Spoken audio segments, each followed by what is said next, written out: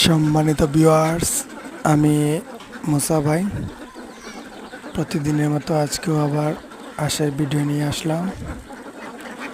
এই দেখেন আমার হাঁসকে সকালের খাবার দিচ্ছে।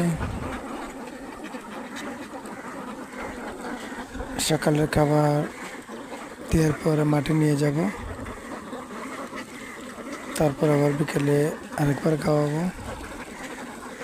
সবাই আমার হাঁসগুলোর জন্য দোয়া করবেন এবং আমার হাঁসগুলা যেভাবে সুস্থ থাকে আমি সঠিকভাবে ওষুধ নিচ্ছি।